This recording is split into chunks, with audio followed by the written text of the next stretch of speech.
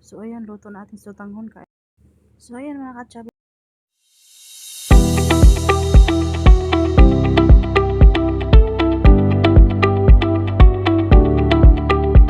nagready po ako dito ng sibuyas lang at saka bawang, sili. So ayan po yung ating sardinas.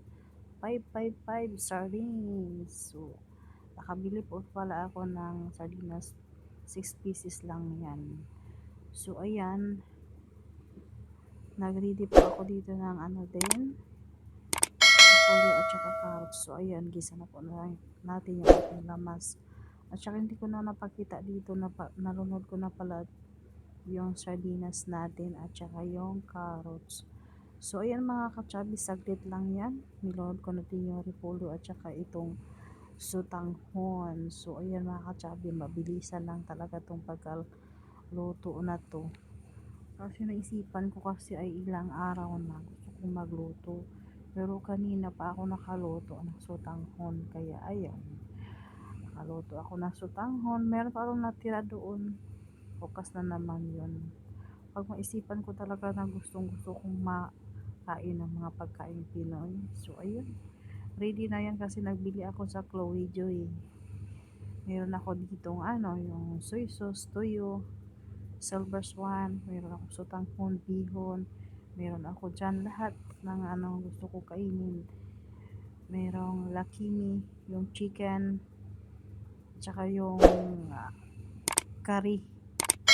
Pag gusto ko magluto, so at least meron dyan ba, hindi ako zero. Hindi yung bili ka ng bili. Tapos pag ubos na pag gusto mong kumain, wala na. So ayan mga katsabi, luto, nakain na po tayo. Sobrang sarap nito mga katsabi, grabe.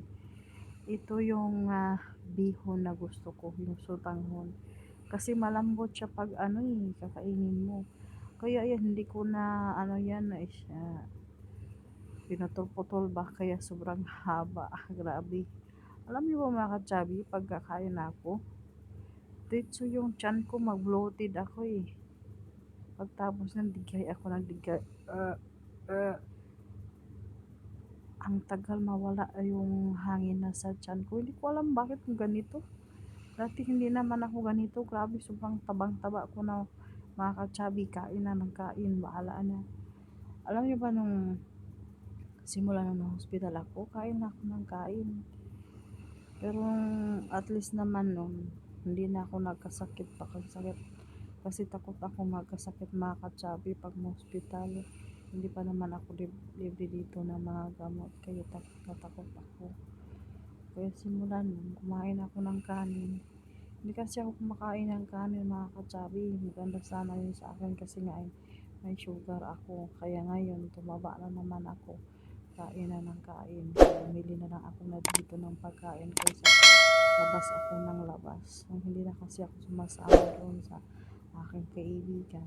Hindi ko alam bakit. Hindi naman sila din nagsabi sa akin na labas tayo, simba tayo. Hindi na tulad dati. Pag gusto ko lang na pupunta, ayan, pupunta ako. Pero hindi pa na sila magsabi na punta ka dito sa bahay, ganito, ganyan. Punta tayo sa ganyan, simba tayo.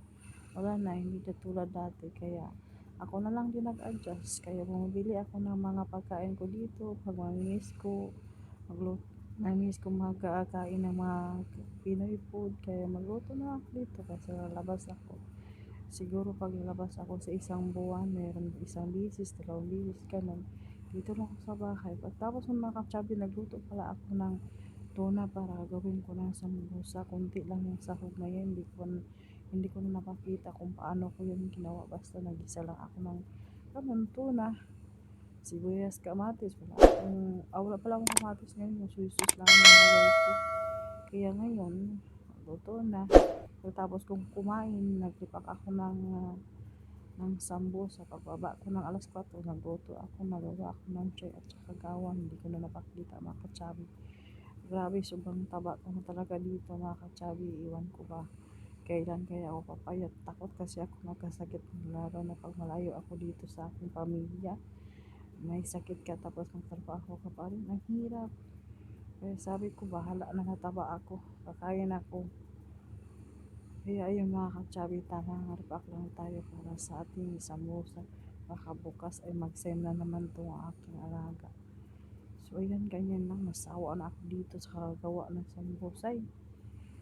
Ay, Diyos ko, Lord. O, diba? Kahit anong mga sambusa na ginagawa ko dito, klase-klase na lang. So, ayan lang mga ka-chubby yung vlog natin for today. And thank you for watching and bye-bye. See you next vlog mga ka-chubby.